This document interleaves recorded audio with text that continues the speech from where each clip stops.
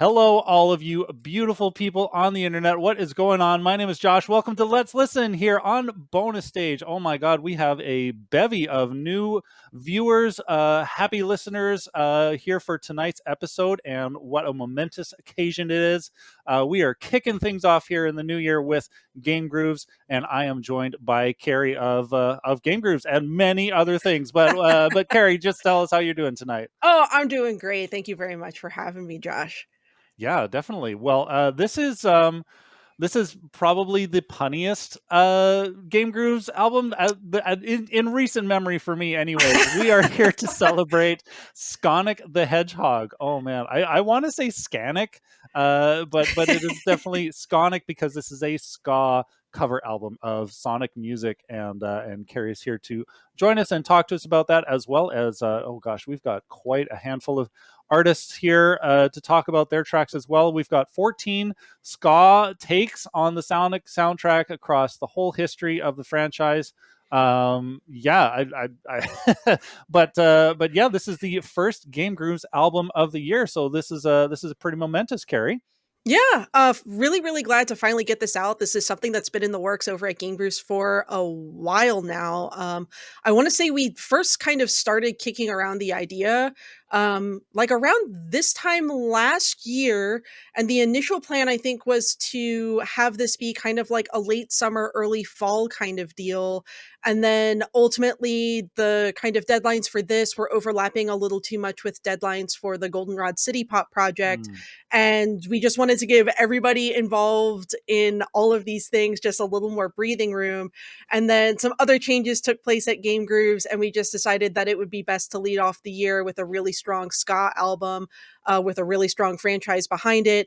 And then on top of that, then like we had the, Sonic the Hedgehog 3 film just came out less than a month ago, and MagFest announced that their theme this year was going to be Sonic Mania based and all this other stuff. So all of these Sonic things were kind of happening around this time of year. So we also thought that it would be a good opportunity to kind of capitalize on all of these other Sonic things happening in and around the larger video game music community.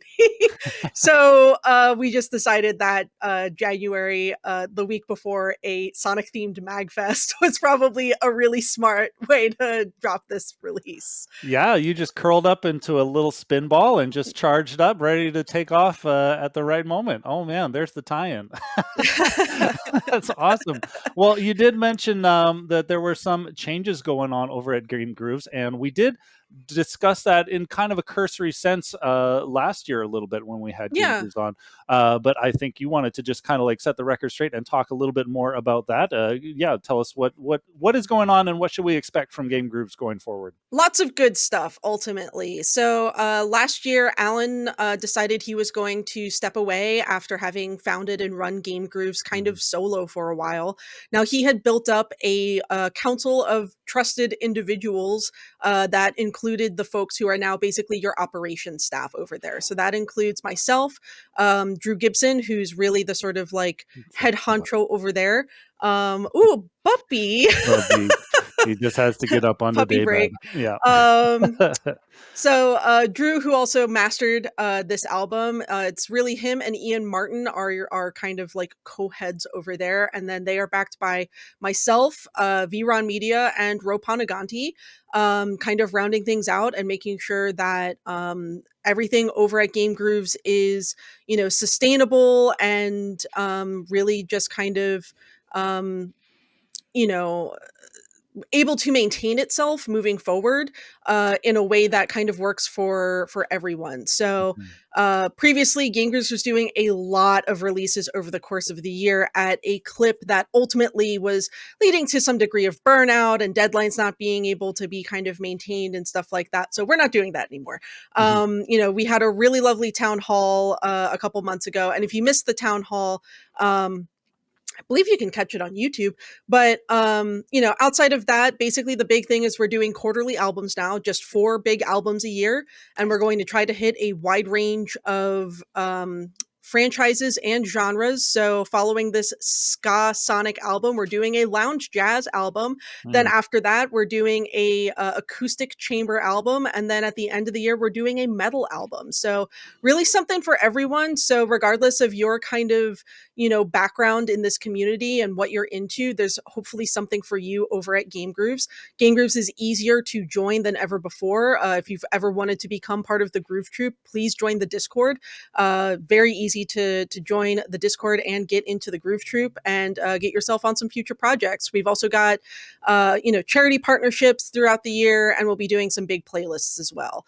But ultimately, big things for us is making sure that we are able to release albums at a way that is sustainable, that really highlights everything that this, incredibly vibrant music community has to offer.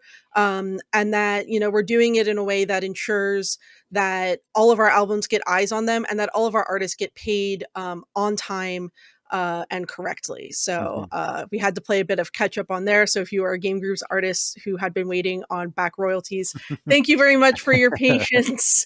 I believe we are fully caught up now on folks who were owed back royalties. So that's huge for us. But yeah, it's been a lot of work, and I cannot thank really Drew and Ian enough for the amount of work that they have done to ensure that GameGrooves is just sustainable moving forward. So really looking forward to the rest of what 2025 has in store, but I'm glad that I got to kind of hop on Skanic kind of 2/3 of the way through production. I think on the last Let's Listen I did for Goldenrod City Pop, I was like, I'm not going to produce anything else. And that was a lie. We knew that right away, as soon as it came out of your mouth, honestly. It was like within the week, I jumped on this as the producer. But like, look, if you've met me, I'm a huge Sonic fan. I have all of this Sonic in my house. I have multiple Sonic the Hedgehog tattoos. I love this franchise a lot. And so being able to, jump on this project kind of halfway through and just get it to the finish line meant a lot to me, honestly. And I'm so proud of the final product, and I'm really excited for everybody to hear it tonight. Well, I don't know. I do see a stop sign back there. That's kind of like the opposite of going fast.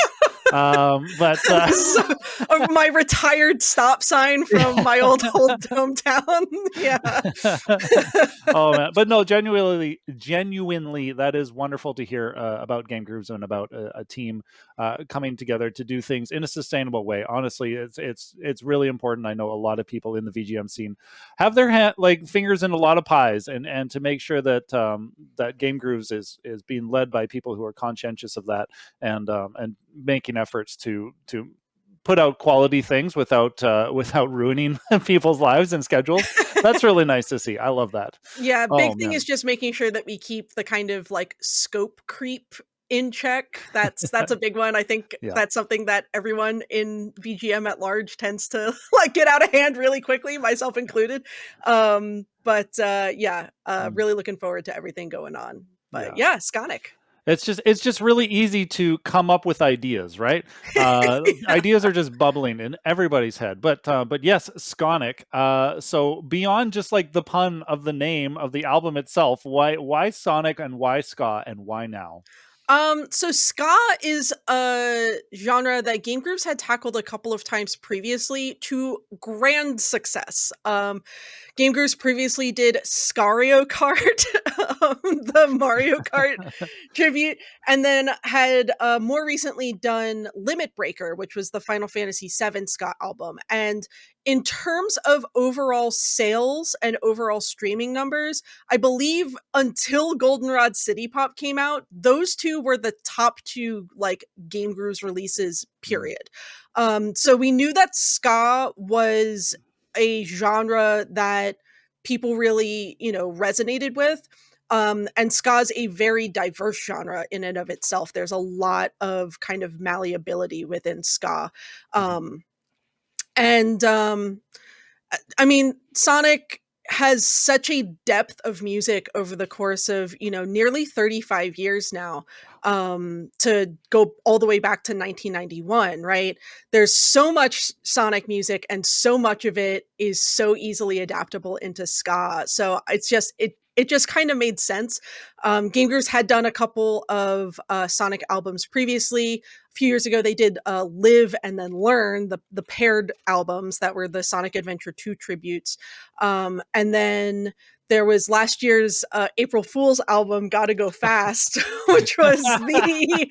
Oh, we went so fast. We went so fast with that Plaid, album. yeah. If you haven't listened to Gotta Go Fast, it's very funny, but also very good. It's like increasing BPM over the course of the album. But I think the BPM started at like 170. So like it started fast and then just ramped up from there. So like we obviously like Sonic is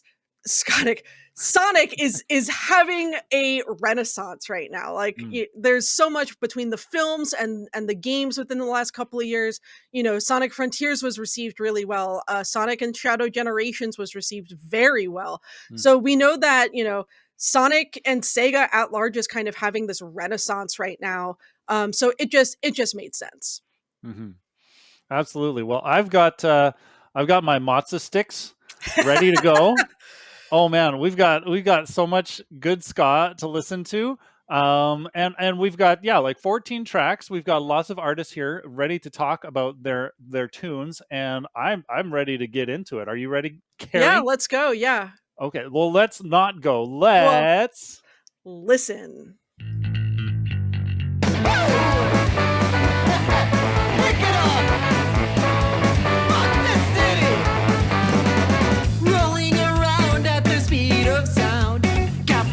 To go, gotta follow my rainbow. Can't stick around, have to keep moving on. Cause what lies ahead, only one way to find out. Must keep on moving ahead. No time for guessing, follow my plan.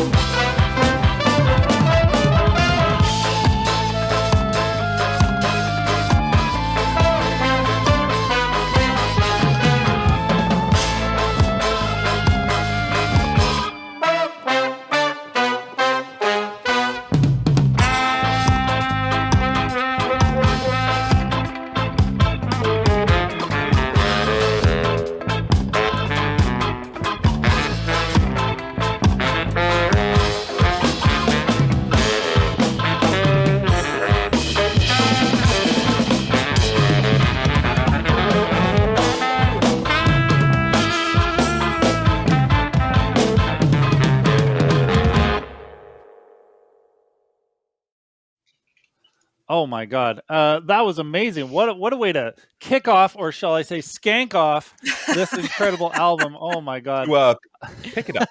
pick it up. That's right. Oh man. Well, I had a couple of bites of my mozzarella sticks, and they did not spark joy. And I got them delivered almost an hour ago. I was a little too anticipatory in that. Anyways, we just heard Long Distance Friends Escape from the City. We had Holy Shnikes with the Green Hill Zone, and we had Grim Luck with Ska-ndopolis Zone. And we are now joined by 3 members of the Long Distance Friends. And can I just say for the record that Long Distance Friends is such a name for a VGM group. There's just so much collaboration, like North America, worldwide communities, etc. It's just, how did you come up with that name? Oh man, if only we lived really far away from each other and only got to see each other like 2 times a year. That'd be fun, right? The name is really literal. I came up with the idea because I wanted to collaborate with so many of my friends, and they all live hours and hours away from me, and these 2 are the ones that were like, let's do it anyways. So that's what happened. I'm in Illinois, Wefton's in New Jersey, and Escalante is in Texas. So long distance friends. Yeah. Not to mention, Jersey mentioned. aside from the 3 of us, we also have a bunch of other friends that we bring in, usually as like guest spots. As we were telling you before, for the band itself, we are kind of the core members of everything. We record on all of the songs. Yeah, Wefton, he don't encourage him. No matter what he says. But aside from the 3 of us, we also bring in a bunch of friends that we know from other bands, from either the Midwest or the East, or any from the South here in Texas as well. So yeah. We are definitely a long distance. All right. Well, since we've got the core members here, do you want to go around in a friendly little circle and tell us what your parts are in each of, or what your respective parts are in the band? Mm-hmm. Musically speaking. Yes. I'll go first since mine's the shortest. I just do vocals. It's all I know how to do. I like to say I just do mouth noises because I don't really know anything about music. I just do what they tell me to do. Well, a very spirited performance. Yeah, especially at the end there. That was a good closer. Fuck. No, it's great. I'll introduce next, but like a quick segue, because that was every take that Jess would send of her recordings. Like, I'm singing this part, and then we're done. Fucking shit. Anyway, hi, I'm Escalante, or some people here know me as Chris. If you see people saying Chris in the chat, my name is Christopher Escalante. Was the first official member of the band after Jess, because we put our heads together. She was like, I want to start a band. And I was like, do it. And she's like, what? So, yeah, as far as this album goes, I kind of do a little bit of everything. But as far as the songs go, for Escape from the City, I programmed the drums, I did bass, I did tuba, I did all of the like additional side little instruments, like during the reggae sections. I did the vocal harmonies. We're probably the only band on the album that has a tuba in our horn section. But, and then just overall produce. I see Carrie just like mentally fact checking you there. I'm trying to think if anybody else did. And then we've got Wefton as well, or Weston, whichever one you prefer in this moment. I'm here for moral support. Oh. I don't do anything. Liar. I do. I do. Yeah, I guess I do a bulk of the writing instrumentally, and I do guitar, bass. And yeah, I haven't done vocals. Don't want to, but well, I don't know what to say. Yeah, I will. Guitar, if I can add to that too, just to like put a shine on Wefton more. Mm-hmm. We have 2 songs on this album, yeah. And we kind of traded the reins on who's leading each one. So we have one later in the album that Wefton did like everything for. He's an amazing producer, amazing musician, and yeah, he did all of that where I took the reins for Escape from the City. Moral support means enabling his imposter syndrome. Clearly. Exactly. Oh no, it's just I cooked peanut soup and it smells in here. Oh, okay. I thought you were waving away. I didn't wash the top of the shirt, so I smell. Yeah, a classic deflection. And in terms of this album, in terms of Skanic the Hedgehog, how did you come to be involved in this project? Well, I actually heard one of the GameGrooves albums come out like the year before, and I told the you guys that I wanted in on the next one because I'm like, this is so cool. Like, I want in. And then eventually we did get contacted for the Sonic Ska album, and I'm like, yeah, absolutely, like no doubt. Nice. Is this your first one on the Game Grooves album then? Yeah, yeah. Right on. Well, yeah, good putting your best foot forward. Just because I am completely ignorant. Are you primarily a ska band? Is this like your thing? Yeah, we mostly do ska. We do have one song out that's really weird, but that's just because it was a Halloween song. But yeah, mostly ska. Halloween, yeah, that sounds pretty weird. I'm going to ask for a link actually. Yeah, if you want to DM me or put something in the chat so we can get you promoted there. That's amazing. And yeah, we are going to look forward to seeing your take on Pumpkin Hill. Speaking of Halloween and weird, yeah, I can't wait to hear that. Oh my gosh. Yeah, and then Escape from the City. That's a pretty classic vocal Sonic song. Was that just like an easy pick where you're like, we have to do this one or else we're not in? Yeah, that was pretty much it. I'm like, that is the classic Sonic Adventures 2 song. Oddly for me, that was the harder one to do the vocals for. I am not good at... It's not an easy song to sing. No, and I'm not good at doing clean vocals, so the whole time that dropping the F-bombs was just constant. My husband heard me when I walked out, and he's like, "Are you all right?" I'm like, "Depends on how the song turns out." Was it worth all the F-bombs? Oh, absolutely. Absolutely, yeah. Yeah, awesome. for me, when I was putting together the track list and hearing all of the pre-masters, and it was funny, I listened to all the pre-masters once they were in at the gym. And one side note, like, this is a great album to work out to because it's very high BPM. But the moment I heard Long Distance Friends arrangement of Escape from the City, I was like, no, this is leading it off. Like, there is no other choice. This has to be the album opener. Like, this is it. Like, that they put like the classic like Sonic the Hedgehog like theme lick in the opening. I was like, perfect. Like, nailed it. Thank you. It was so easy. I was arranging demo before we got everything recorded, and there was a certain aspect of like chaos, Sonic, perfect chaos that I wanted in the song of like, it's rambunctious, it's fast, it's going fast, and we got like 6 different horns going at the same time. Rambunctious, Yeah. I wanted that energy. No, it's great. And then to go right from that into the classic Green Hill Zone. And then huge fan. I know Eric Beckman, I saw him pop up in the Twitch chat with his band Grimluck. Huge shout out to him. That was a very last minute addition. I had reached out to him because we had some folks kind of drop off this project at kind of the 11th hour. And Grimluck is an incredible band. Eric's an incredible musician. Eric in the VGM community, I think, is probably best known for his work in Kirby's Dream Band, as well as with Vic Viper, the ship from Gradius. Gotta call the band by their full name because they only play the correct notes. So you have to call them by their correct name. But yeah, super sludgy take on Ska-ndopolis Zone, and huge fan of that kind of more trad ska. And then to bring in, him bringing in Joe Newman and John Stacy on big horns on that, I thought it was a good trio of tunes to open this one up. Yeah. I mean, if you're gonna come into the new year skanking, yeah, you gotta pick it up. Oh my god, we'll see how many times I repeat that. Again, this is the pun stream. How many puns can you get in at once? You can keep saying it until you hear weft and groaning.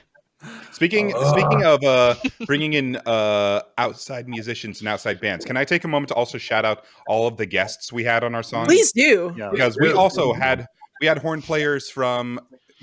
Where's our list? Because we had so many guests. Yeah, we needed a list. Who was on our list? You have the credits, actually, don't you? Yeah. I've actually got right in front of me. I see Jess Steady on vocals. I see Nicholas Enquist on backing vocals. We got Knock. Yeah. And then we have Timothy Kingstrom from Space Monkey Mafia, as well as what are like the other bands that he's in? That's it. Tim He used to be Kingstrom. in that. Now I think no. he's in like a Clash cover band right now. Yeah, he's doing like a few other bands right now. We also had. I'm pulling up the list right now because I don't want to leave anyone out. We Too also many had Sofia De Silva, which what was the band that she was in? There's also Jake Fox from Courtesy of Tim.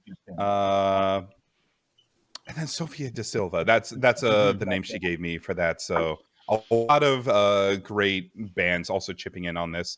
Not to mention we love working with any band we can get our hands on. I don't. I'm just I kidding. don't like musicians. Yeah, we're just I dragging actually don't Wefton like along for the music. I ride. don't know why the hell I'm here. Oh man. Cool. I'm into business and accounting. We'll probably drag you into another conversation later on when we get to hear your rendition of Pumpkin Hill. But yeah, I think we're gonna start getting ready to move on to our next listening segment. Thank you very much, Jess and Wefton and S. Scalante. Yep. Yeah, we'll catch up with you in a little bit. Oh my gosh. And before we move on, I do want to mention, because as we have done in several of the GameGrooves album releases past, we are giving away some download codes for the Bandcamp release, and that is coming out tomorrow on Bandcamp, correct, Yes, Gary? tomorrow on Bandcamp, and then soon on streaming, and next month on physicals. More details on that later, though. Nice. Okay, well, we have a very simple way for you folks in the chat to enter our giveaway tonight. All you have to do is type the word "gimme" in chat, GIMME. Just do that, and we'll have your name entered into our draw. We're going to do 5 draws over the course of the night. We'll probably do 1 draw at the next speaking segment, and each one after that until we've gotten them all out. So yeah, there they come, Gimli, and all of the variations. Yes, of course. All the variations on Gimme in chat, and we're going to move on. We've got another 4 songs to listen to now. Actually, I think we've got one such musician on one of those tracks to give us a little preview, but we've got Saya Sounds' Can You Feel the Sunshine from Sonic R. That's another classic one. I'm just going to keep saying classic and a whole bunch of ska puns all night.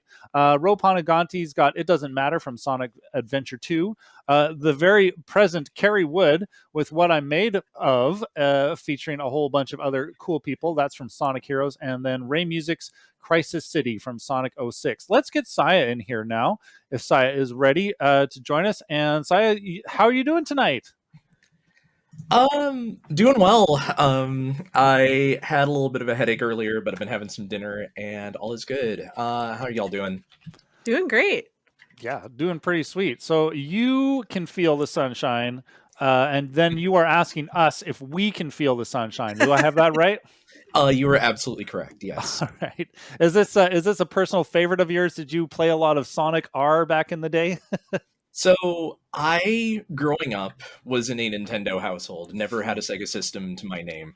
Never played Sonic R, even because I think it came to GameCube, didn't it? I don't remember. It was part of a couple different collections that I think landed on GameCube eventually. Yeah. Right, but I remembered seeing a review of that game at one point, I think back when I used to watch G4, like way back in the day, and just that song, as soon as I heard it, like had a chokehold on me, like from the mid-2000s all the way till now. And it's like, I need to do something with this. Nice. So then when you heard that Skanic the Hedgehog was going to become a reality, you were pretty primed and ready for that, eh? Oh, very much so. And keeping in mind, like, I've been primarily an EDM and hip-hop producer before getting into anything else, so it's been a bit of a stretch for me, but I'm really enjoying it. Oh, man. I think across, because you've been part of so many of the GameGrooves community albums, I've really seen a lot of breadth from you. Yeah, this cover, of course, is no exception to that. And I also really want to shout out, I believe they're in chat right now, but Jahan Official, because Yeah, I see Jahan in chat. Yeah. Jahan, incredible vocals on Yes, this and on she another did, track later in the album. yeah, she did amazingly, and could I could do. not do Side better. note, speaking of Jahan and just in general, I think so. There's a lot of vocal tracks on this, of course, which is great. You know, obviously, Sonic as a franchise has had many like memorable vocal tunes, but of the vocal tracks on this album, I think only one of them, which is I think Rose, is the only one without a female lead vocalist. It's What's that? almost all women top to bottom, which I think just rules. Like I'm all about that, honestly. I love that. Yeah, that's incredible. Yeah, so in terms of like flexing your style a little bit, I mean, you have been part of some of the past GameGrooves ska efforts, haven't you? Yeah, every one of them that I could. Yeah. Like I've always enjoyed ska, and it kind of just takes me back to sort of like late 90s, early 2000s. I used to skateboard back when I actually had some kind of sense of balance, and I don't know, it's just when you had like that kind of third wave ska was a lot of my music diet at that time. So I always like to recapture the feeling of that. Yeah. Oh man, did you get any matzo sticks tonight? I did not. I was gonna say, did you? Are your matzo sticks? Are those like mozzarella fries that Burger King? I don't know if you have a Burger King. Yes. Oh, They that's are. what I They're thought the they were. good, man. They're not that good. No, I'm just gonna like put myself on the spot here. I used to get Burger King a little bit more often when I was in my early 20s, and yeah, I remember them a lot better. But yeah, I don't know if it's just memory or if Burger King has really gone downhill. I'm sure it's a little bit of A both. little bit of both. Mhm. But next time I'll probably make my own matzo sticks. Oh man, everybody here gets the matzo sticks thing, right? The whole meme about like how ska just sounds like you're 14 years old and you just got extra matzo sticks. Oh, right. Yes. Yeah, I think I'd seen that meme pop up. There's the joke. Oh my god. Yeah. BK ain't what it used to be. Thanks for the validation, Kester. Oh man, yeah, they've gone the way of almost a dodo. Anyways, we we don't care about that. We've got a whole bunch of awesome Sonic music to listen to. So yeah, Sai, is there anything else that you want to let us know about this track before we stick our toes in it? No, I'd rather y'all be surprised.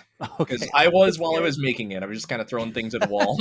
Just surprised by yourself. That's amazing. Yeah. Okay, well, thank you, Saya. And yeah, why don't you both help me kick this off here? Why don't we let's Listen.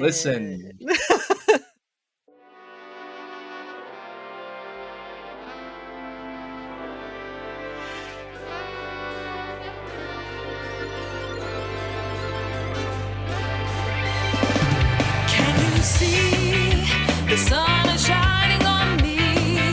It makes me feel so free, so alive. It makes me want to survive. And the sky makes me feel so high.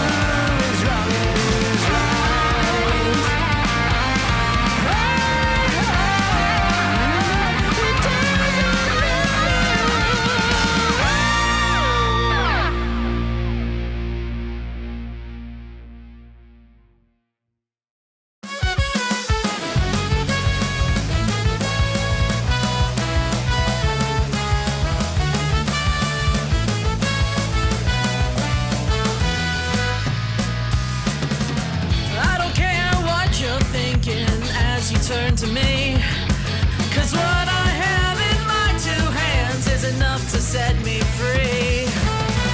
I could fight the feeling to resist it over time, but when it's just too much to take, you sneak up from behind. Is it me you say you're looking for? Let me show you who I am and what I'm here for. Here for. Try to reach inside of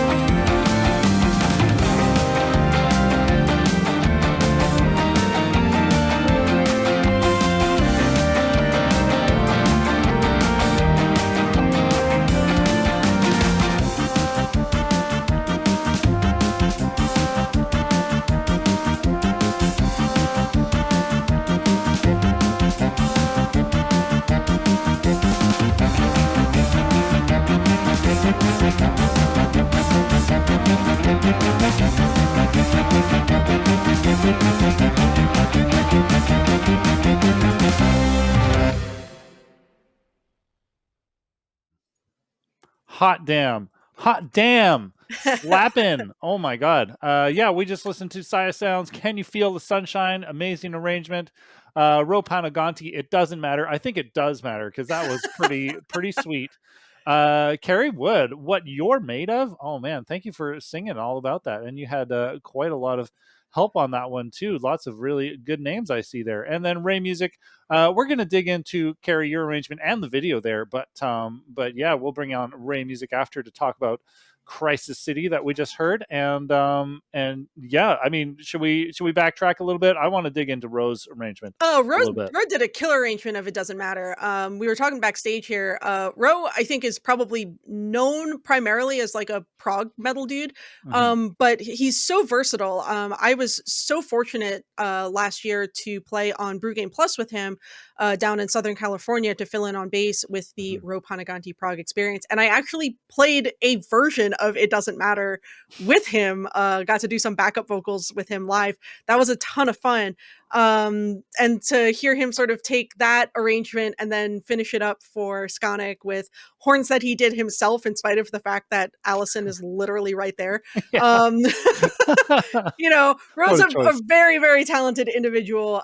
So huge fan of what he did with the Sonic Adventure 2 version of It Doesn't Matter, which is very different from the Sonic Adventure 1 version of It Doesn't Matter. Which one doesn't matter more? I don't like. Here's the thing: they're both so good. I personally like the Sonic Adventure 1 version of It Doesn't Matter a little bit more, but I think the SA2 version like very much fits the vibe of that game. Yes, Saya, there are two versions of the song. They are very similar. Like lyrically, they're very similar, but they're arranged very differently. And I will say that I think the Sonic Adventure 2 version of the song lends itself more to a ska rearrangement than the SA1 version does. Yeah, now there are 3 versions. there are probably a lot more than that. And then I was also privileged enough to have Ro on my arrangement of What I'm Made Of from Sonic Heroes, which was a track that was basically made under duress. So I came in as producer kind of midway through the album process. And we had some folks kind of drop off the project very last minute due to myriad of reasons. But I was hitting a point where I was like, feeling like this album's getting a little thin, want to backfill some stuff. So one of them was the Ska-ndopolis zone, which was in the opening block of tonight's listening party with Grim Luck. And then the other, I was like, I'm just going to do it myself. There's not enough Sonic Heroes on this album. What I'm Made Of is a Crush 40 banger that like doesn't get a lot of attention, probably because of the fact that like it's the final boss theme in a game where in order to get to the final boss, you basically had to beat the game 4 times. Oh my god.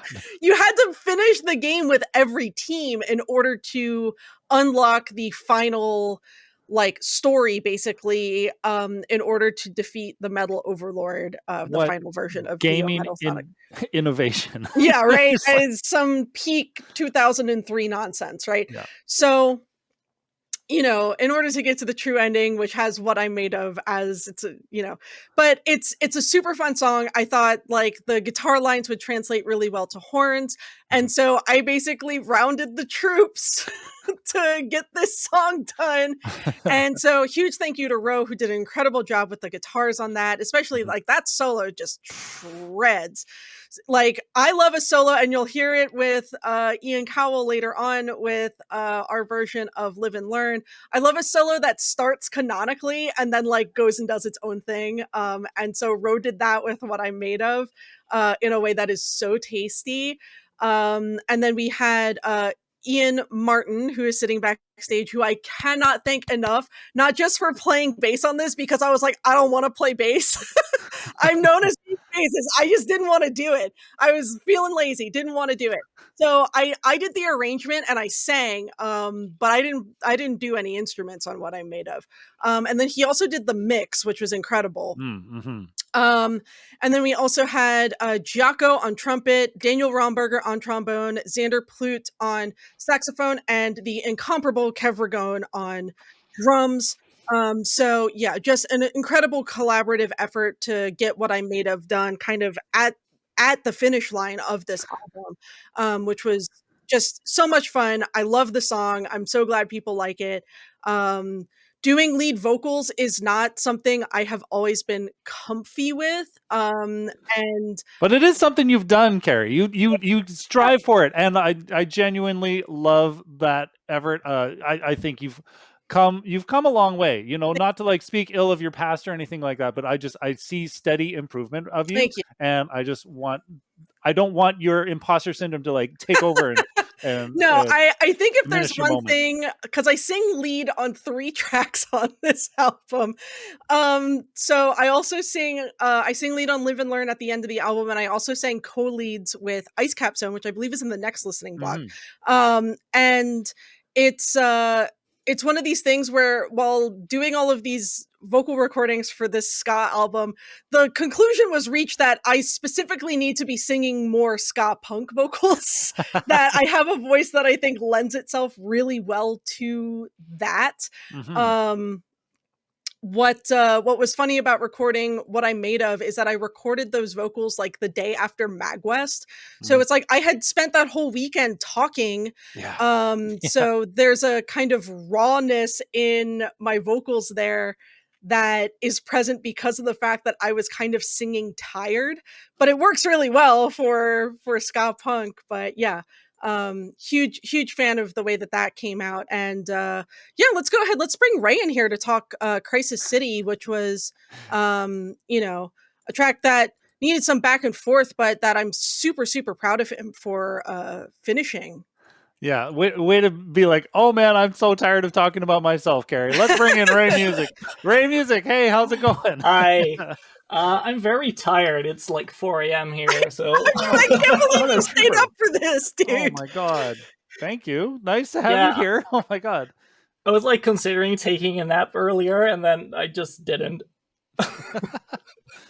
Yeah, that's how not sleeping choices usually happen. Oh my god. Well, you did Crisis City. I hope you're not in crisis now. But that was from Sonic 06. I'm okay. Okay. You're representing, I think, the only Sonic 6 no, song there's on the a album. second one. Yeah. Where is His that? World. His World is in the next listening block. Oh, That's there also we go. Sonic Okay, 06. yeah, I missed that. But yes. Okay, one of the only Sonic 06 arrangements on this album. Is that like a personal favorite of yours? I have never played Sonic 06. You're better off. Honestly, I was just looking for a banger song to cover, and I just found this one. I was like, oh, this is like high tempo, like fun melodic things. I can work with this. So I just figured whether it was licensable or not, and then I decided to go for it. Nice. Okay. Yeah. So no familiar with the game, but the franchise, surely. Yeah, surely. Yeah, awesome.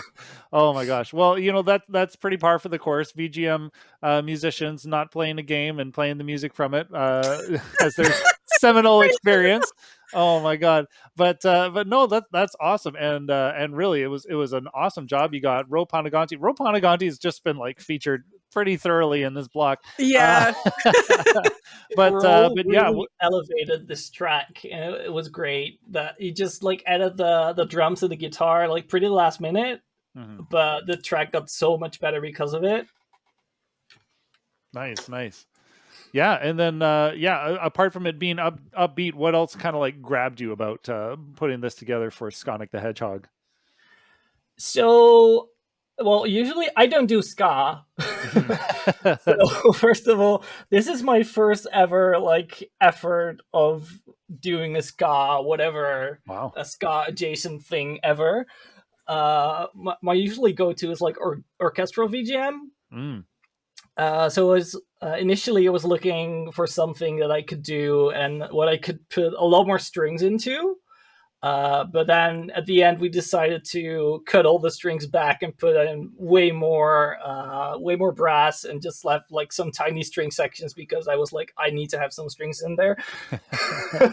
For personal reasons, yeah. Personal reasons, yeah. Oh my gosh. No, that makes total sense. So yeah, a real stretch, really coming out of your comfort zone. Yeah, was there any ska music that you kind of like reference to kind of like get yourself in the zone? You know, Sonic is all about zones. Mhm. Wow.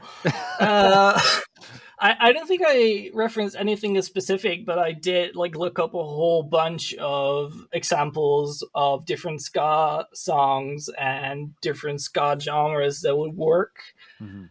um, and kind of tried to like get some inspiration from that.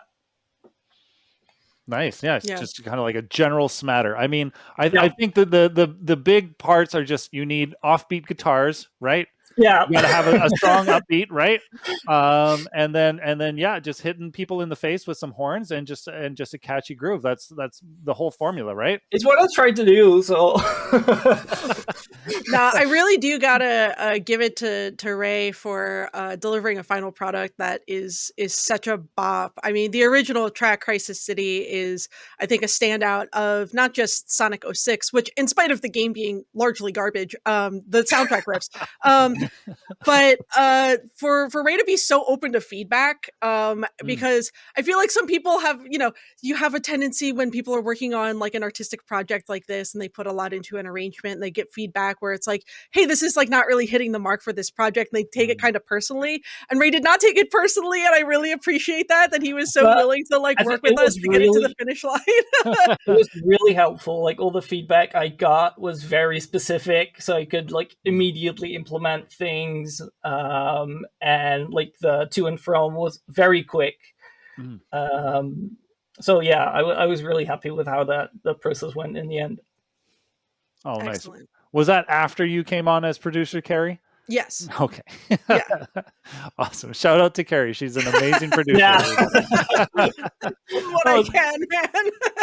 it's really important to be able to like deliver feedback and deliver it in a way that people, I mean, if they take things personally, yeah, a part of that is them, but also just like being able to communicate in a respectful and Oh constructive yeah, way, no. like Always it's like you can see like the nugget of like where something can go, and it's just a matter of like being able to provide the kind of constructive criticism to draw that out and help result in something in a final product that rips. So Yeah, I only cried for like a week, so well, better only than usual. take it personal any percent. Oh my gosh. Well, Ray, yeah, excellent job. I hope that this encourages you to do more ska. I don't know. Maybe you can make like the first orchestral ska arrangement. I'm always open to like exploring new genres, and just like giving it my little twist until someone says no. Oh, gotta love finding those artistic boundaries. Oh man. Yeah. Well, thanks so much for joining us here tonight. Yeah, we'll get you back on for the last hurrah, but yeah, we'll put you away for now and we'll see you in chat, bud. Great. Thanks. All right. Before we get into the next block, and we are going to bring the long distance friends on to just preview their next track, the Pumpkin Hill Zone. I think it's time we do our first album giveaway.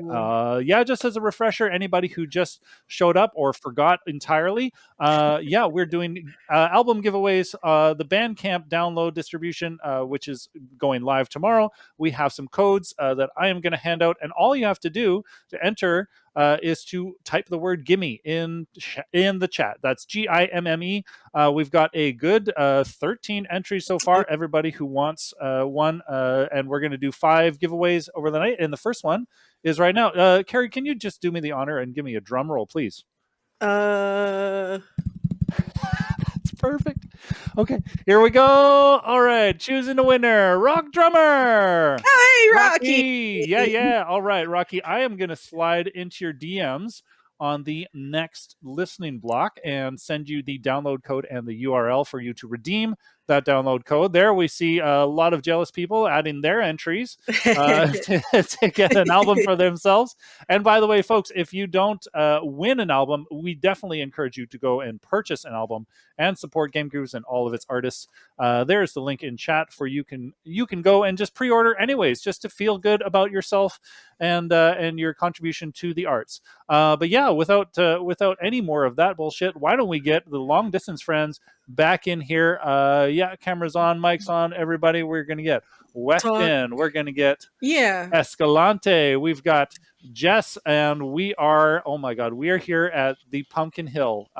This is an infamous track in the Sonic Sonic franchise. So is this a troll, or are you guys for real? I legitimately love that song and that stage. Yeah. All right. I'll be honest. The song gave me the creeps, like, not in the good way. Like, but you know what? It kind of, Okay. So this is kind of like personal. Okay. The rapping reminds me of this dude from my hometown who was like, "I'm the greatest rapper ever." And when the whole time I was like recording guitar to it, I'm just like, man, screw that guy. So it I don't know, maybe but at the end of it, I felt good about it. And I don't know, maybe I trauma bonded with the song. With the song? Maybe I trauma bonded with it. I had a breakthrough with it. Kind of I was like, I hate this. I hate this. I hate this. This ain't that bad. Okay. I'm doing it with my friends. This is awesome. Why do I like this? Yeah, when I was recording the vocals, I was like, wait a minute, I don't remember the lyrics being this cringy. Some of them was just like, holy, okay. I don't remember it sounding like this, but I'm going to pull it off anyways. Yeah. There's something wonderful about this kind of music, though, that you find in all the Sonic games. Is if you analyze it in a way like that, it does get pretty cringe, but it's so much fun to just lean into it, and you're like, you know what? Hell yeah, I'm cringe. Absolutely. I am cringe, but I am free. The thing is, I was like, I'll be honest, I had to look up the definition of leery. Because of this song. And I was just like, wait, this guy was just kind of I don't know, who rapped on this song? When this song was written, who was the original guy who was the mouth for this? What's his mouth? What that mouth do? It was a guy, Hunted P was the rapper who did all of the Knuckles stage raps for Sonic Adventure. Oh man, that guy, I hope he's doing well wherever he is, however he is. I hope he's doing well. I now learned a new word, leery, because of Hunted D. Hunted P. Hunted P. Yeah, that's 100%. I got a hunted P. That's such a dumb name. I gotta be could I just be unfiltered for a second? What a dumb friggin' name. You couldn't think of anything. Really? You got a brain. Use that big brain of yours. Come up with a different name. Hunted P. Come on, man. Not to be confused with 50 Cent. Yeah. And there's 100p, and then there's 50. Yeah. Anyways, cents. It looks like percent, yada yada. There's a fun fact in the chat. He never got paid for doing that. Jeez. Yeah, because he signed his contract without ever reading it. Oh, never mind. I definitely, I'm 100% behind that guy now. I take back everything, almost everything I said. That's still a dumb name, but hell, dude, get paid. Get paid. Come on, man. Read your contracts, folks. Read your contracts first. Yeah. That's why you should buy the album, so all of us can eventually get paid from both royalties. Buy the album. Do it. Please buy the album. Oh my God. Please, I'm starving. Don't do music for the money, but if you're gonna do music, get money. You know? Yeah. Yeah. Yeah, I couldn't have said it better myself. I actually had this conversation with somebody today because I was doing my own music, my solo music. Look up Wefton on Bandcamp, please. Hey, me. This is about our band, not you, Wefton. Shut up. No, but I need to eat, dude. I got bills to pay. But No, I had this conversation with somebody today. It's like, yeah, basically everybody who I talk to doesn't do music for money because, let's be honest, if you're doing it for money, you're not going to make a lot. But also, it's like you do it because you like it. And if you're doing it for any other reason than that you like it, then you're in it for the wrong reason, number one. And number two, that's probably why your band sucks. Like, you know? But I don't know. It's just like a lot. I want to say like a vast majority of the musicians I run into are very humble, and they're like, yeah, I know I'm not getting paid for this. I'm not trying to do this. But also at the same time, it does hurt to get screwed out of a paycheck, especially in this case for that guy where it's like, Sega's got money. Sega has that Sega money, yo. Like, so did you add a split then for 100p on your your down drop release? We gotta get in contact with him. LDF 100p split. Yo. Now. Is that a Weston Yes, Bandcamp absolutely. link with that? All right. We are thoroughly off the rails. We are completely off the rails. I wanted to make sure that I got your Bandcamp link right. Is it the past 3 years, 2021 to 2024? Is that a release of yours? Everything I did for the past 3 years. All right, there it is. Oh my God, look at that. That's 36 tracks. There's a lot there. Okay. He has a problem. All right. I just wanted to make sure I dropped your link and not some randos. Oh, geez. Oh, man, don't go looking for my Spotify numbers then. Oh no. Oh my gosh. Well, yeah. Okay. Pumpkin Hill, Sonic Adventure 2. Shall we get into it? Are we all ready? Are we timed? Have we said everything that needs to be said about this track? This is the one that Wefton did almost everything for. The only thing I did on the track is program the piano, and I recorded a trombone solo for it. Everything else is Wefton. I remember him saying, I want to play dirty trombone. Oh, yeah, there was that. I heard the song, I'm like, yo, I want to do like a filthy, dirty trombone solo. All right. All right. Well, Wefton seems appropriately spooky, so Yeah. I believe we can Spooky track. start the listening block. Down in Pumpkin Hill, I'm trying to find the Great Emerald's power. Yep. You're looking awfully Chaos leery Emerald. there. He got leery. Get him, Knuckles. All right, so we've got Pumpkin Hill with long distance friends here. We've got Epic Game Music. James is backstage ready to talk about that when we come back, and as well as Sean R. Hansen with his world from Sonic 06, the other song from Sonic 06. Let's Listen. Listen. Listen up, nerds. Long distance friends here. You fucking ready for this? Nah, I don't think so. I ain't gonna let it get to me, I'm just gonna creep down at Pumpkin Hill, I got to find my lost piece. I know that it's here, I can sense it in my feet. The great emerald's power allows me to feel. I can't see a thing, but it's around somewhere. I've gotta hold my head, cause I have no fear. This probably seems crazy, a graveyard theory. A ghost tried to approach me, I got leery. Asked him a question and he vanished in a second. I'm walking through alleys crying, pumpkin in the alley. Didn't seem happy, but they sure tried to get me. Had to back him up with the fist metal crack. I'm hearing some say, damn it, chicken, don't be scared. It had to be the wind, cause nobody was there. I searched and I searched as I climbed up the wall, and then I started to fly, I went in deeper. When it gets to me, I'm just gonna creep down at Pumpkin Hill, I got to find my lost piece. I know that it's here, I can sense it in my feet. The great emerald's power allows me to feel. I can't see a thing, but it's around somewhere. I've gotta hold my head, cause I have no fear. This probably seems crazy, a graveyard theory. A ghost tried to approach me, I got leery.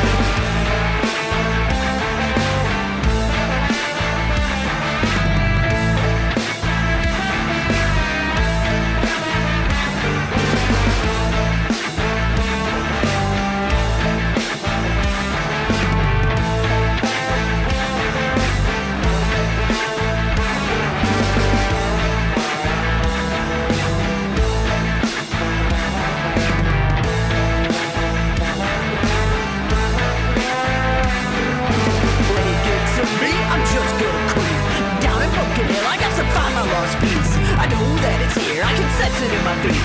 The great emerald power allows me to feel. I can't see a thing, but it's around somewhere.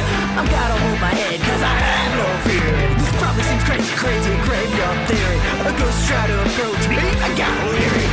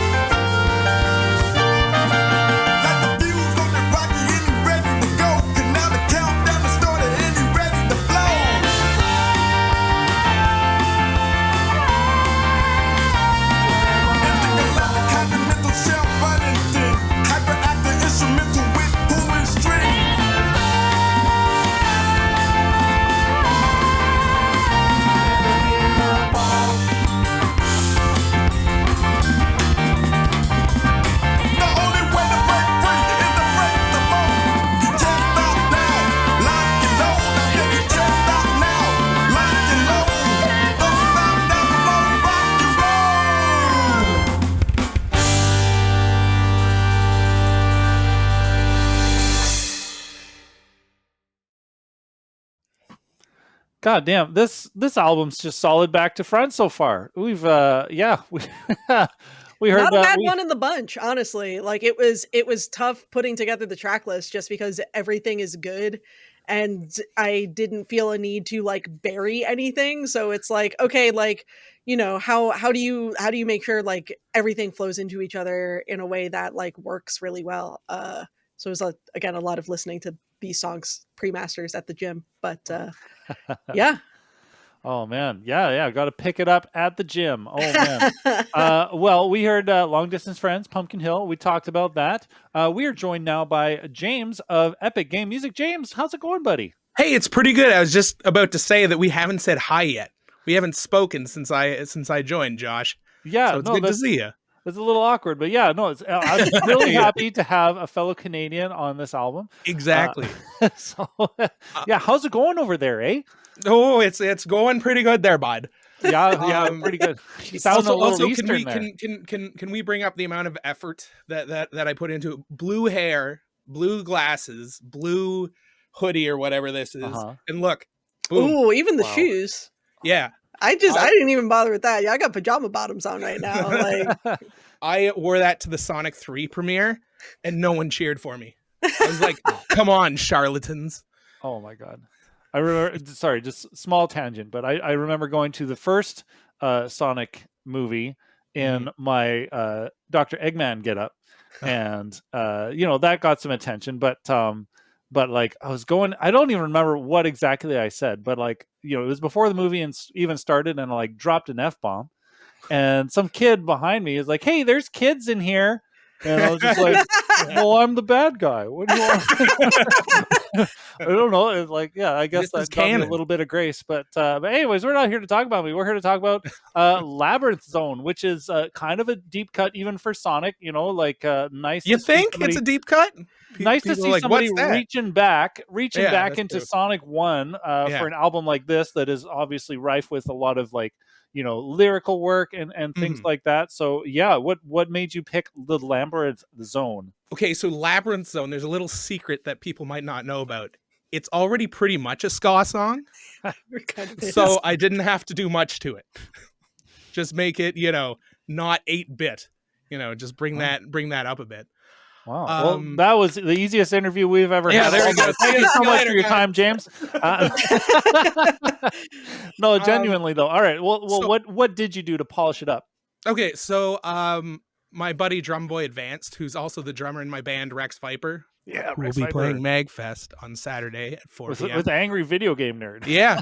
Yeah, that's wild. James Rolfe is the rhythm guitarist. Oh man. Anyway, so I got him on another song, and I'm reusing the drums from that song. It was such a good placeholder that I'm like, you know what? This actually kind of works. So I got permission from him. So yeah, the drums are from something else. I sampled my own stuff. Yeah. Yeah. I think that's called demoitis, right? When you've just been like hearing the work in progress so long, you're like, this is kind of good. Or that's like just what you want to hear. Oh man. Yeah. Then I did the guitars, the ding ding ding, those classic ska guitars. Oh yeah. And then I don't know if you guys can tell, but I programmed the brass myself. I know it sounds so authentic that you can almost like hear people's like lips hitting the their embouchures on the instruments. Oh man. But yeah, and also there's a killer guitar solo. There is a killer guitar solo. Yes. It's very tasty. Yeah, that's big fan of the tone on that guitar solo too. Yeah, thank you very much. I worked a lot on that. Guitar is what I know, so yeah. Nice. Well, is ska something that you know as well, or was this kind of like foraying into unknown territory? Yeah, so I've done other GameGrooves ska stuff. I was on the Final Fantasy VII one. Oh God, that feels like so long ago. I know, that was like 2 lifetimes ago. So yeah, no, I love ska. I used to go to ska shows when I was a kid, skanking it up there, with my checkered pants and shit. I was also in a punk band called the Delinquents. We were a touring punk band in Canada for a long time, so I was quite like in the scene. in Canada. I don't know, Josh, if you ever came to a delinquent show, because we went out I've to definitely BC a seen the lot. name around. Yeah, I've seen the name Yeah. around a lot. Yeah, Yeah. I remember. Drinking 40s in the alleyway. You know. As you do, eh? Yeah. Yeah, that's what you do here in Canada. Keeps the yeah. blood warm. No, like ska has just this amazing quality to it where it's like it's like cotton candy, but you can eat it forever. You know, it's just got that that good feel to it. you Yeah. know? Yeah. You won't notice the cavities until well, that you get checkered teeth from that, I think. Yeah. right? There you Yeah. go. Nice. Oh my god. Oh man. Well, yeah. Well, then, like, was Labyrinth Zone just like the natural pick? Did you know, like, oh, Skanic the Hedgehog, Labyrinth Zone, or were there a few more steps in there? Yeah, well, there. The first thing I thought of, actually, did you get my message in the chat there about showing someone else's cover? Oh my gosh, I missed that. Hold on. Okay, Where did that go? because I know this There is it unorthodox. how about I link it in chat, and I'll let people check it out Okay, on their yeah. own time. I don't want to take us too off the rails here, but yeah, there it is. This is Labyrinth Zone Act 1 by Sick Ill. Yes, That's redundant. just put it on the background. Okay. Yeah, whenever I hear of Labyrinth Zone or just Sonic in general, this cover just floods into my brain. I can't get it out of there. Mhm. But like as far as Sonic, I was never a big Sonic person. I'm kind of a huge poser right now. Yeah, you're all the blue and the shoes and all Yeah, that. I know. Yeah. It's all fake. I was more of a Nintendo kid. Like I had a Nintendo, so people would come over to my house to play Nintendo. And so there was the other kid who had the Sega Genesis, And no one went went over to his house. No. Not to get not to dump on any people. No, but yeah, no, yeah. It was weird how that was a real thing back then. Not no one showing up to the house, but like the whole console war like playground thing was serious business back then. You know, Genesis does what Nintendo don't. yeah, that's such a good line too. It is though. Like, God, what a good marketing campaign. Yeah. Marketers just were cut from a different cloth back then, like very cutthroat. Like when sunglasses and chili dogs were like, yes, let's, Are that's they what not? the kids want. Hold on. Are sunglasses and chili dogs out of fashion? Yeah, now it's Galaxy Gas and I don't know what else is cool right now. Another G. Blast processing, right? And blast process. Oh yeah. Genesis does, and like, yeah, all that. I miss it. It was a simpler time. Wow, we're just all dating ourselves here. Yeah, what a wonderful conversation. Oh man! Speaking of which, thank you so much, James, for coming on to talk about Labyrinth Zone. Yeah, shout outs to Drum Boy Advance as well. Good job on the guitar, programming brass. Yeah, that you can hear the breath, the so authentic. Yeah, absolutely. We'll put you backstage for now, but we'll get you out for the last hurrah. I think we're going to bring Sean. Bye, everyone. Bye, chat. All right. Yeah, let's bring in Sean R. Hansen. Oh my God, Sean, how are you doing tonight? I am very good. Thank you for having me on here today. Yeah, definitely. Well, we definitely didn't have room to bring on all of your compadres here. You've got a laundry list of VGM people here featured on your track, His World. Yeah, before we get into the credits, why don't you tell us a little bit more about the feature itself, His World from Sonic 06. Did you play Sonic 06? Is that a favorite of yours? So I'm actually not a Sonic guy at all. Oh, okay. So just like the last person who had Sonic 06. So I've only technically played one Sonic game, and that was Advance 3 for Game Boy Advance. Okay, but like the Advance games are so good.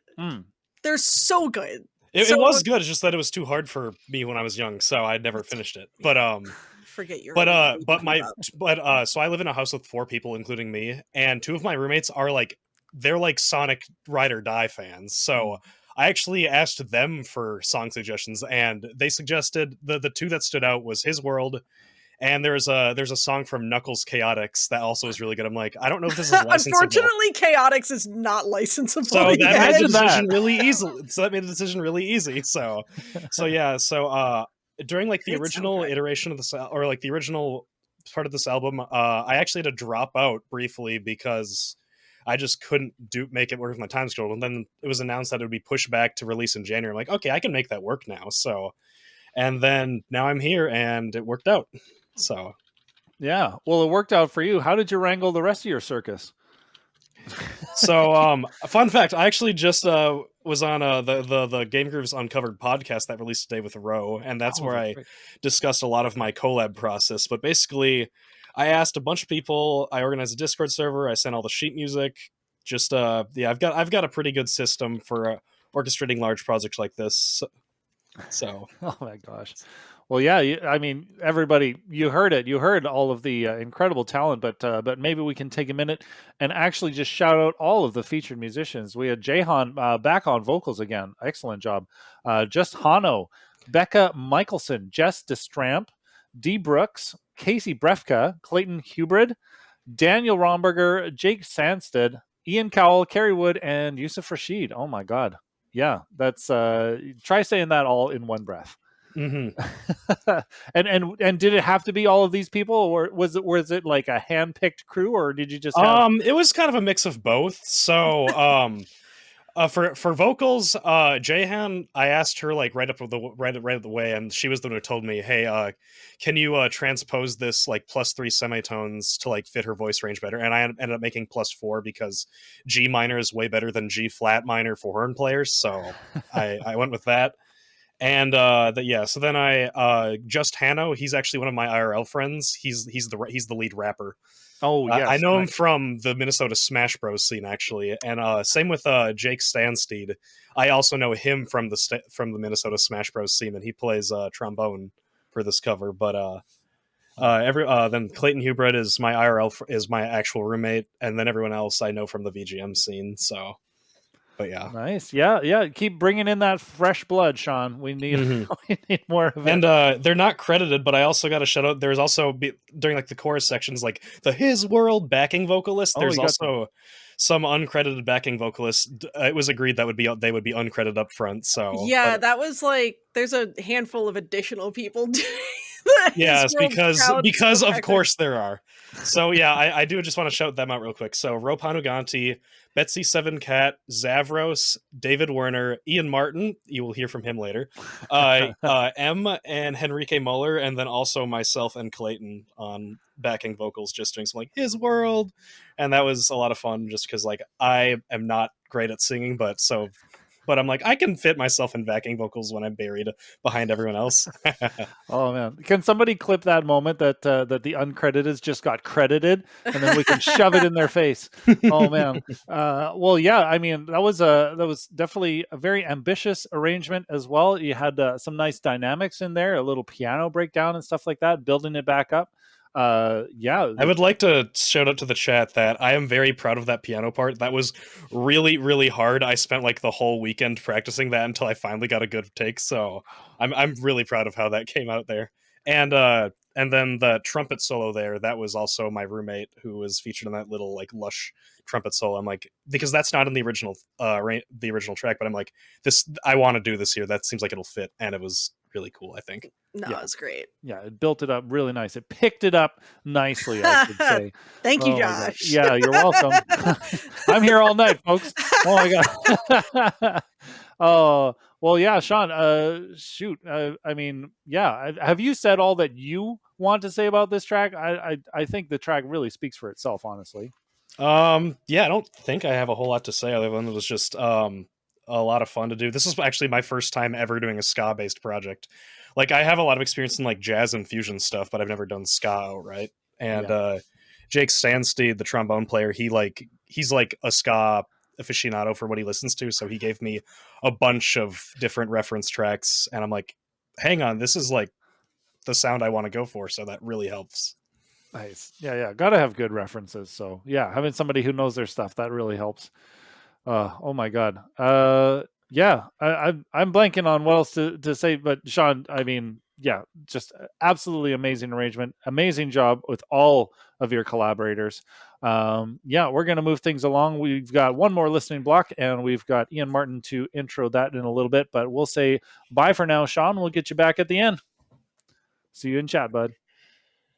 All right. Yeah, before we get into our final listening block, I think it's time we do another of our giveaways. Yeah, for anybody who's just showed up, we are giving away download codes for the Bandcamp release of this album, Skanic the Hedgehog, which is being released tomorrow. And all you got to do to enter the giveaway is type Gimme in chat, GIMME. And we already have 16 entries remaining. Congratulations to Rocky. I hope you checked your DMs and got your download code, but we are going to choose another winner. Carrie, do you want to give me another drum roll, please? That's Do my beautiful. best. It's just plosives. I love it. All right, here's our winner.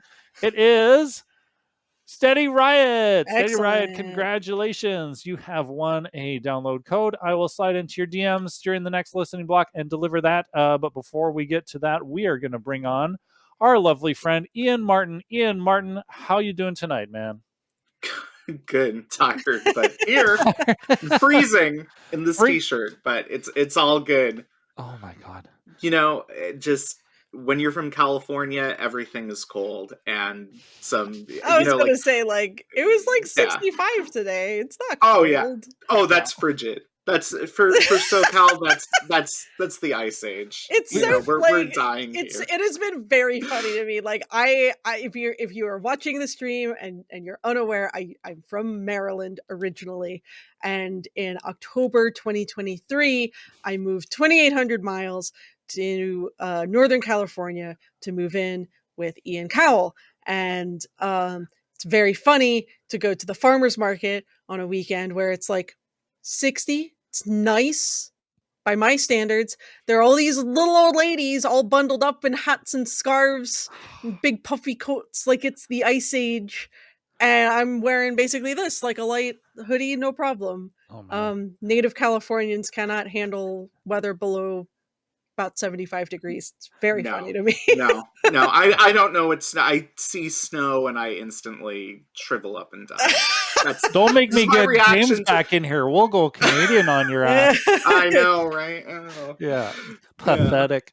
Anyways. Oh my God. Ian, yeah, you contributed, you contributed to some other songs on this album, but specifically coming up, we are going to hear Hard Times, Ice Cap Zone from Sonic 3, but also referencing heavily the song that people have mistakenly always thought it was like a Michael Jackson song, but it's it's a Jetsons song.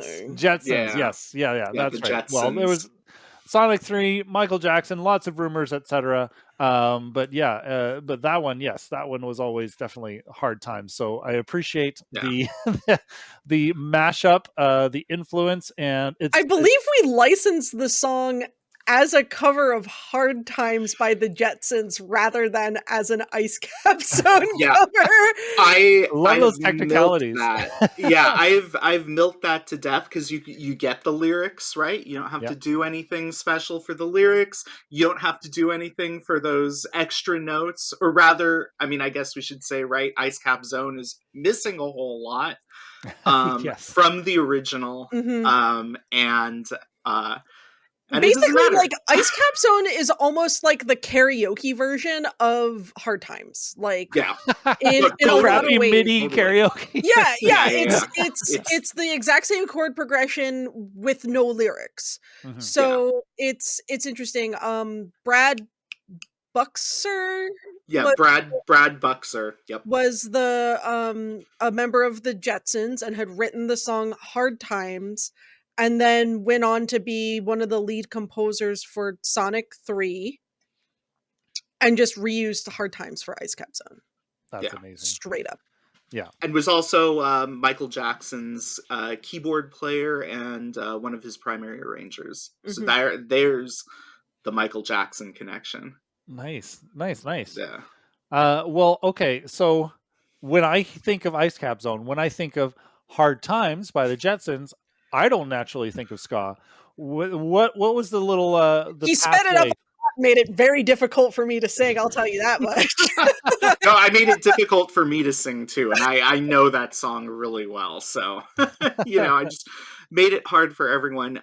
No, I just, I really like ska. I'm a big fan of like very early No Doubt, like John Spence era No Doubt, where there were 2 lead singers rather than one. And so I really wanted to go for that feel, but they play very fast. Like they are much faster than like the No Doubt that everyone knows these days. So yeah.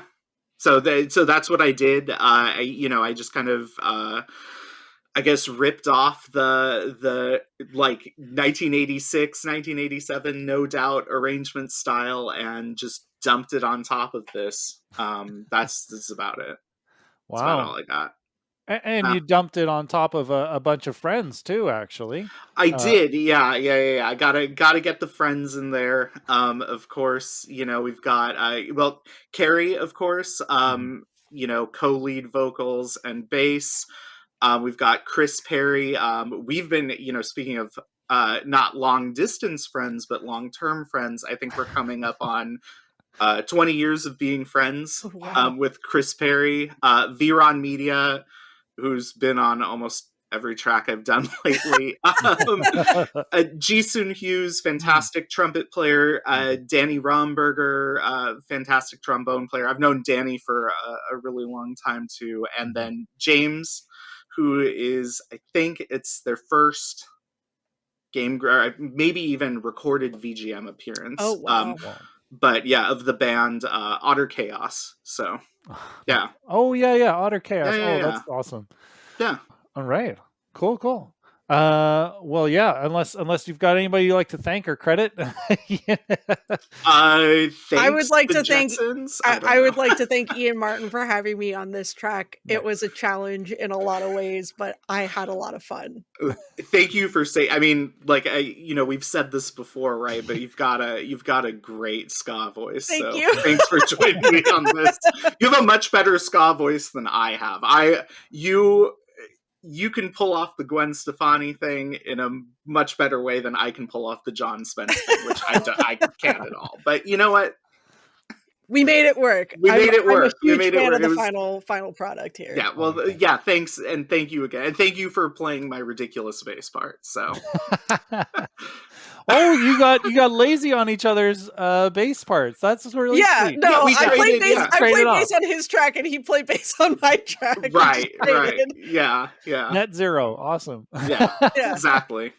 Oh gosh. Okay. Well, can't wait to listen to it. Folks, we are going to listen to 3 other songs on this block as well. We've got The Scholars with Back in Time from Sonic R. We've got Flip Luca with Chemical Plant Zone from Sonic Hedgehog 2, of course. And then we're going to cap things off with By Score with Live and Learn. And that's featuring Joe Newman, Giaco Kevragone, Rachel Garrett, and Rachel Garrett Steele. Yeah. That's going to be our last listening block. We're going to give away a few more Bandcamp codes at the end of that and say our goodbyes. And feature, of course, we've got Patrick from The Scholars to talk about their track as well when we come back. But for now, let's listen.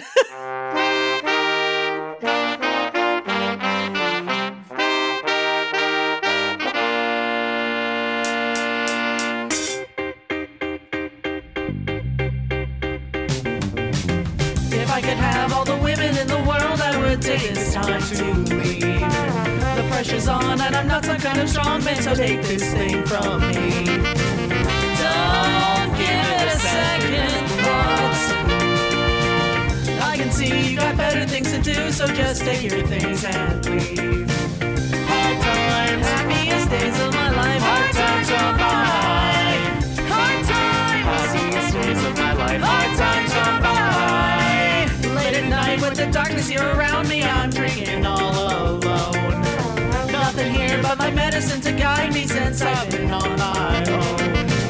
Well, have you forgotten now? Memories that continue to amaze me are all but over now. Hard times, happiest days of my life, hard times gone by. Hard times, happiest days of my life, hard times gone by.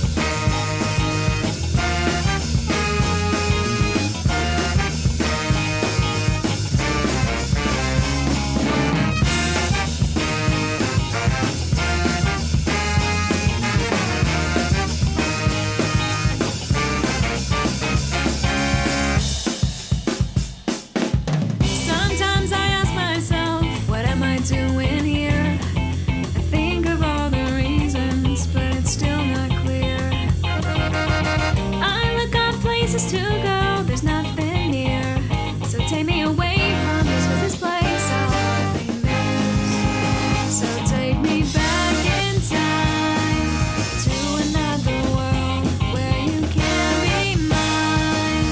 We don't have to worry when you're by my side. There's nothing I don't know, there's nothing to decide.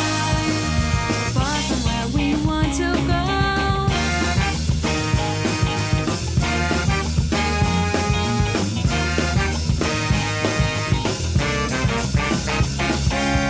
What am I doing now? Am I coming back for more? Is it me, or have I been here before? I want to go somewhere where we can explore. Just take me away from nowhere that's nowhere near. So take me back in time to another world where you can be mine. We don't have to worry when you're by my side. There's nothing I don't know, there's nothing to decide. Far from where we want to go.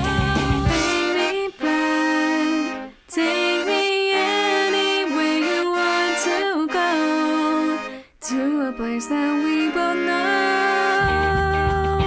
So take me, so take me, so take me, so take me back in time to another world where you can be mine. We don't have to worry when you're by my side. There's nothing I don't know, there's nothing to decide. Far from where we want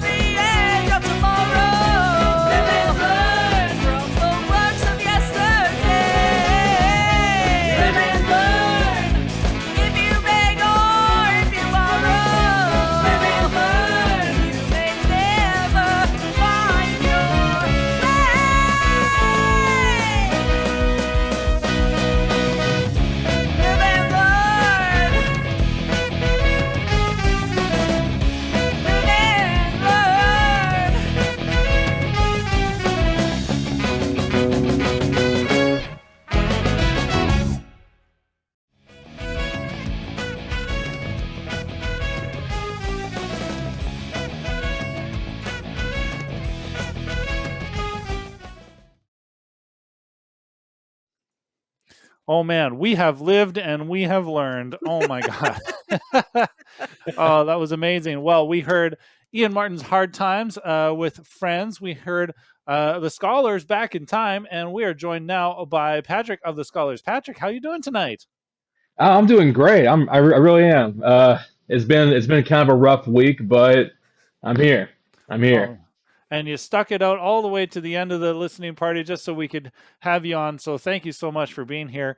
Yeah, we had the Scholars back on when we were doing our virtual VGM series, and I really love the live energy that you guys brought to the show. It was really good to see that you're on this album, and I've had some intel that it was a bit of a harrowing experience getting this track prepared and ready for tonight. But I'm not going to speak to that. I'll let you speak to as much as you feel Yeah. comfortable sharing there, Patrick. I will try to keep it brief, but we had this song finished like last year, and then it wasn't until like stuff actually got looked over that like the vocals in the mix were not quite centered.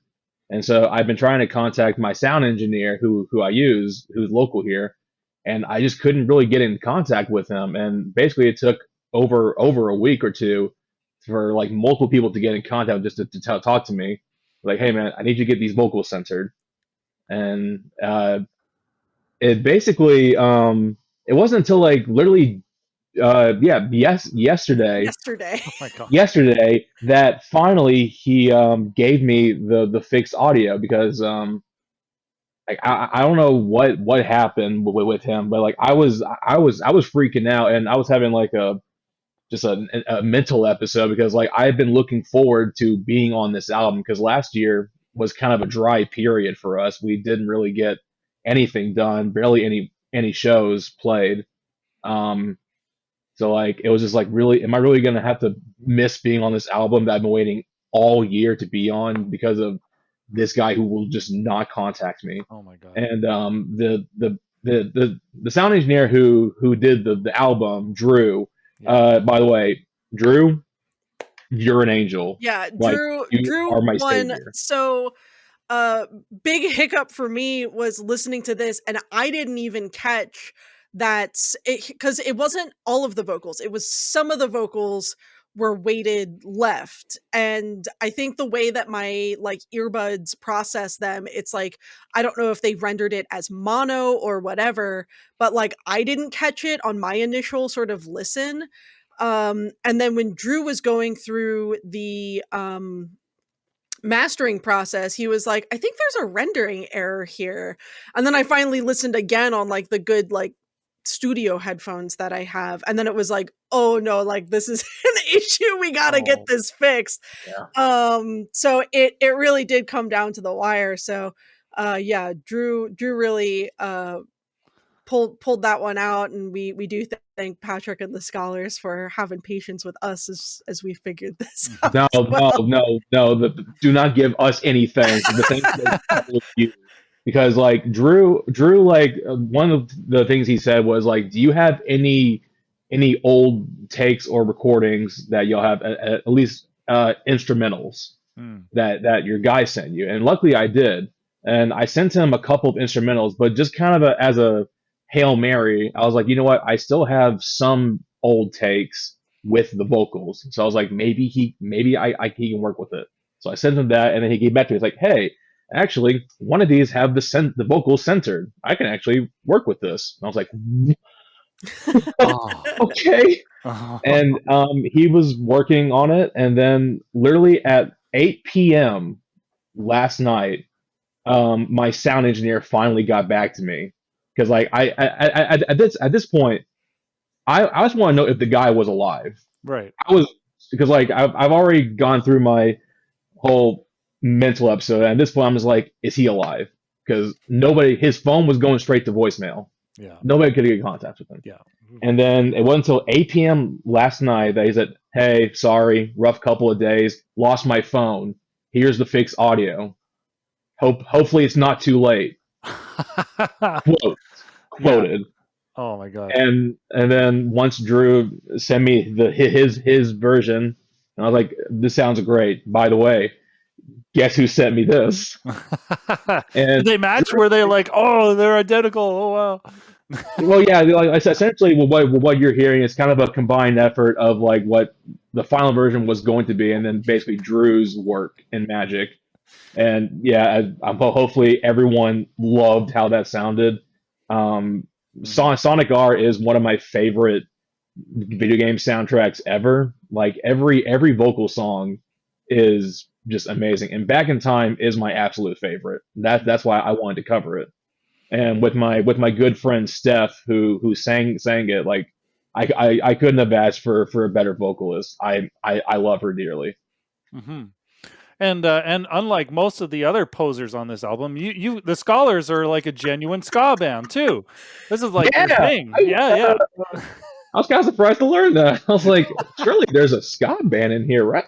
Oh, but more like, there's a Sonic fan here, right? Yeah. Right? I love y'all. I'm just like everybody else has done an amazing job doing ska. Yeah, that is the entire time listening to this album, I'm just like, I want to steal this. I want to steal this. I want to steal specifically Crisis City and Skanidopolis. I want to steal those arrangements. Kylo, come on, give me a break, man. Oh, sorry, Kitty's getting in the way here and fucking shit up. Kitty. Oh yes, Kylo. Do you want to say hi real quick? No distractions. Hey, baby. Yeah, we have Big the cat at home. Oh my god. Yes, we do have Big the cat at home. All right. Yeah, sorry, he's covering all my notes here too. Oh my gosh. But yeah, okay. So you said Back in Time. That was like a personal favorite of yours. Does the rest of the band share your love for this song as well? No. No, so it was a hard sell. No. Basically, like the Scholars is my passion project, and everyone that I bring are local musicians that I've known, and all of them are video game fans. But like, okay, no, I take that back. There is one person that would be considered a Sonic fan. Like, he does like the games, but he's not like a centered like Sonic fan like I am. Mm-hmm. Like, Back in Time will be our fourth Sonic song that we have in our set list. Nice. Oh man. So it was a hard sell. Anybody else in the group at least like, I don't know. Sorry. Again, I'm just distracted by my cat. Oh my god. I'm really glad to hear that the song came together, that the mix came together. And you said it was a bit of a dry spell for you guys last year. Do you have any ambitions for 2025? Yeah, I want to get as many recordings possible. I want to get an album done, and right now, I think we've now found a place and another sound engineer is going to put out there. I am professionally done with that guy. That's about as much as I'll say on that matter. Yeah. But we're going to try to get as much recording stuff as possible, because like it's a shame that like the latest stuff we have on our stuff is from like 3-4 years ago. Yeah. Now. Oh my god. Well, I'll tell you, I mean, like, no shade to the GameGrooves ska albums, but I do think the VGM scene will benefit greatly from having a dedicated ska band. We have a ska band up here in Vancouver. Shout out to Mike Wavebird in the chat there. He is a member I see the Wavebirds of the Wavebirds, yeah. yes, and they're not VGM, but they do write nerdy ska songs about video games. But one of the big complaints I have about the nerd scene is that they don't know how to dance, and it's not that they can't dance; it's that they won't.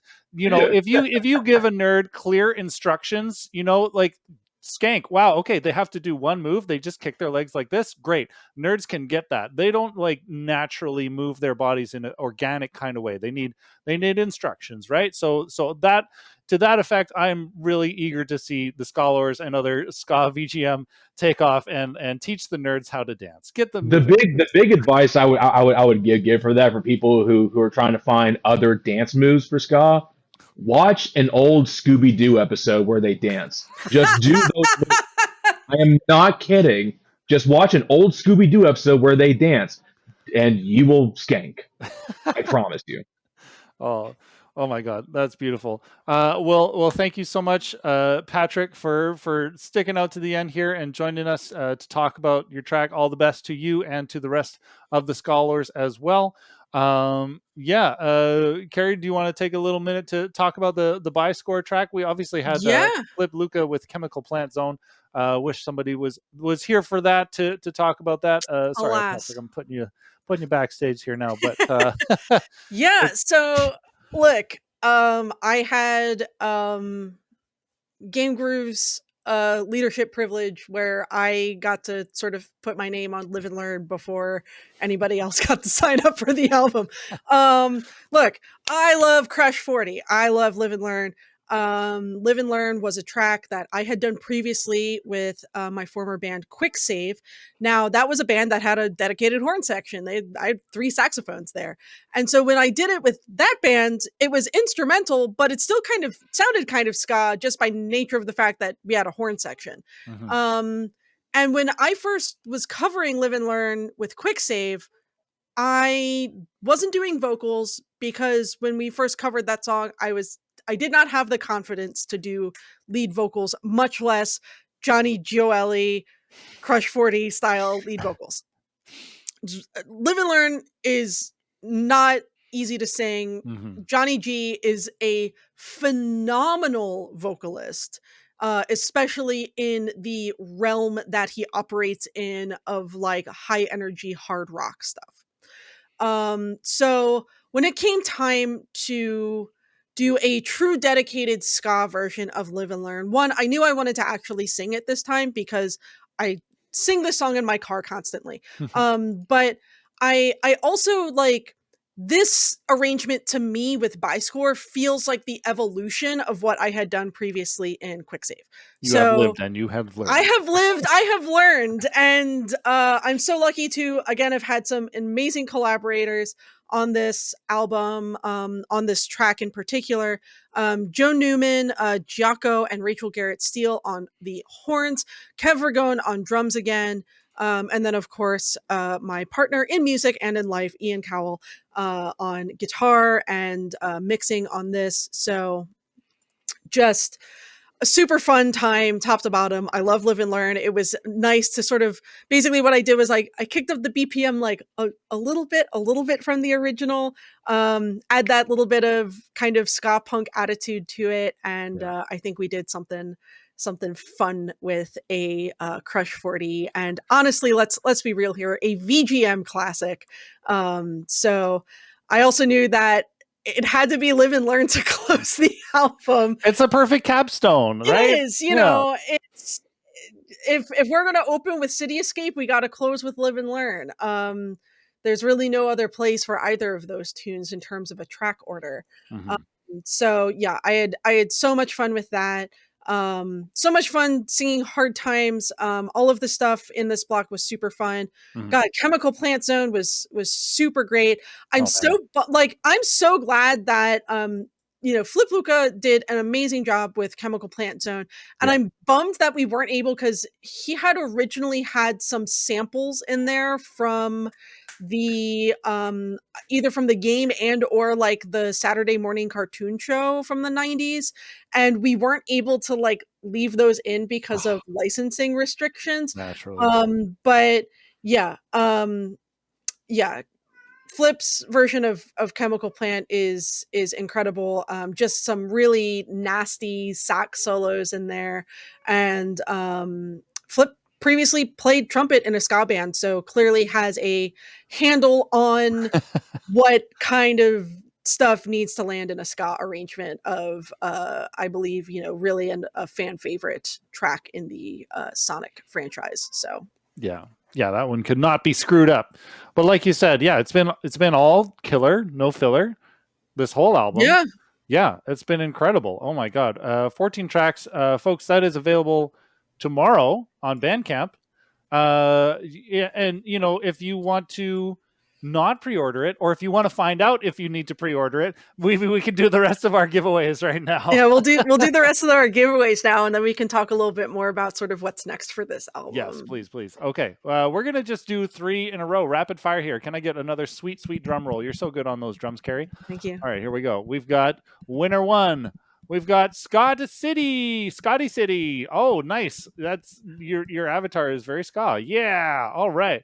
Another winner is Rhubarb Nito. All right, Excellent, congratulations, Rhubarb. And our final winner for tonight is going to be Salgex Icon. I hope I pronounced that correctly. Congratulations to all 3 of you. I've got your names here, so I will slide into your DMs in a moment and get you those download codes. Congratulations to all the winners tonight. And again, anybody who did not win and still wants to have this album in their collection, here is the link in chat. Head on over there. We encourage you to pre-order, supporting the arts. And this is for a digital copy, but of course we are going to talk about some physicals as well, I believe. Yep. So we'll be doing CDs. CDs will have all 14 tracks. Basically, largely due to the sort of back and forth that had to happen in order to ensure that Back in Time made it on the album. We had to delay production of the CDs, but CD turnaround times are pretty quick these days. So it's kind of on me to get the package design finished. So once I get the package design finished, we'll go ahead and ship that off to our CD partners, and we will get those in. So if you pre-order a CD, that does come with the Bandcamp version as well. So if you are on the Bandcamp page and you're like, do I have to order both? You do not have to order both. If you order the CD, you will also get the digital version as well. So please, get those physicals. They're really cool. Definitely need to talk about the cover art. That was done by my good friend Ernie Wood. No confirmed relation. We joke frequently that we're cousins because we have the same last name, and Ernie doesn't know who his grandfather is, and I know that my grandfather was a bit of a fuckboy in the 40s. So, anything's possible. Anything's possible. So my favorite cousin Ernie, who's based out of Portland, and has done previous work for Byscore. Ernie did our covers for the Is This Persona and This Is Persona double EP releases. Yes, I remember. And we will be sure to have Ernie back for the sequel to Skanic the Hedgehog, which I am happy to announce tonight. We will be doing a EP with lock-on technology, you might say. Wow. We are in the pre-production planning stages of Skanic and Knuckles, which will be we're planning like a 5 or 6 track EP. We know there are a bunch of folks who have joined GameGrooves kind of after the sign up period for Skanic, who did not have the opportunity to be on this album, who would have wanted the opportunity to be on this album. So we're going to do a very kind of focused effort to get some of our fresh faces from the Groove Troop the opportunity to be on this EP. There's still so much territory left uncharted from the larger Sonic franchise. I would have loved to have seen some Sonic Colors, maybe some Sonic Frontiers, maybe more, Sonic and Knuckles, Sonic the Fighters. Like, who knows? There's so much Sonic. There was, for as much Sonic Adventure 2 on here, we actually had 0 Sonic Adventure 1 tracks on here. And there's a lot of Sonic Adventure 1 vocal tracks that would translate really well to ska. So if you are not in the GameGrooves Discord, please consider joining the GameGrooves Discord. We will have more information about signups for Skanic and Knuckles. Probably February, March, somewhere in there. This is planned to be a sort of like early fall release. And so I'm excited about that.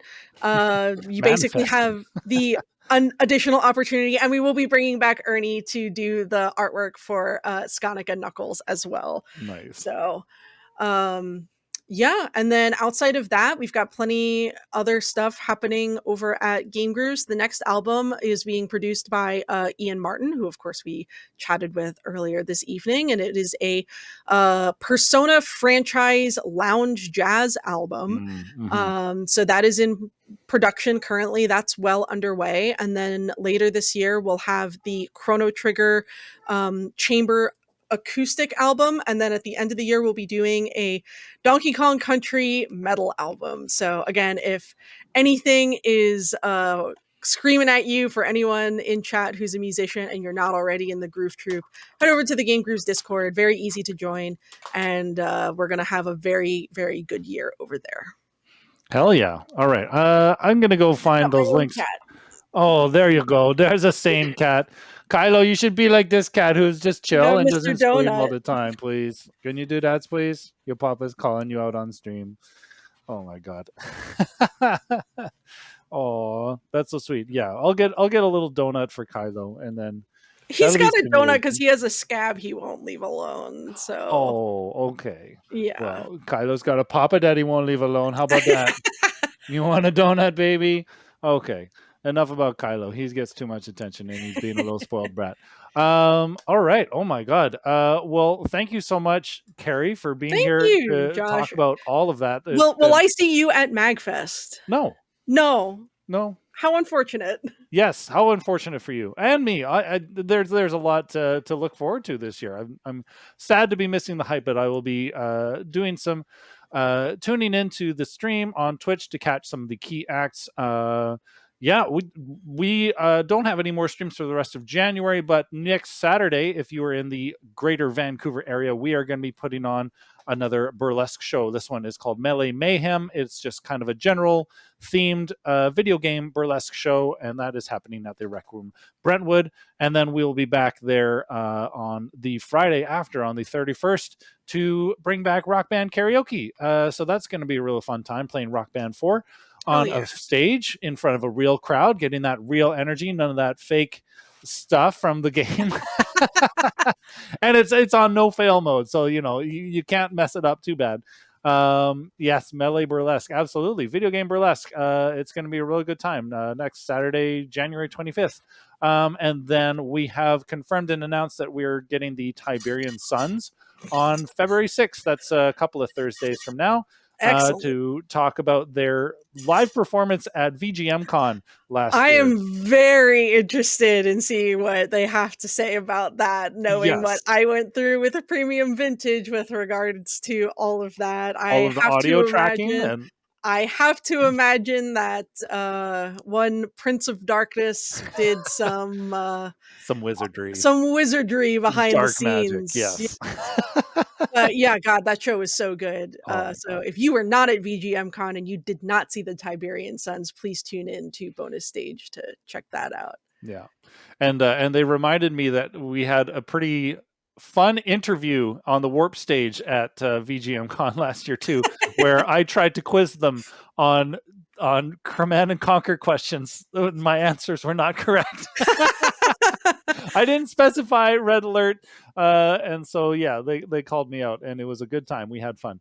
But yeah, speaking of fun, everybody, thank you so much for being here tonight for this amazing Let's Listen. Skanic the Hedgehog. It's really picked me up. I had kind of a rough week, kind of like Patrick, but this has been a lot of fun. And just for a last hurrah, we're going to get all of the guests that we've had on tonight here just to give one final big Brady Bunch goodbye and good night to all of you in chat. Thank you so much, all of you, for being here and for sharing your parts and your stories with us. Oh, there's another kitty. Oh my God. Yeah, I thought we were getting all the cats together. All right, who else is a cat? All right. I don't think we have time to herd cats right now. Oh God, there's another production story. Anyways, yeah, thanks everybody. I'll probably put some music on. We might pick a raid target, but otherwise we'll see you next time. Thank you so much. Good night. Bye. Bye.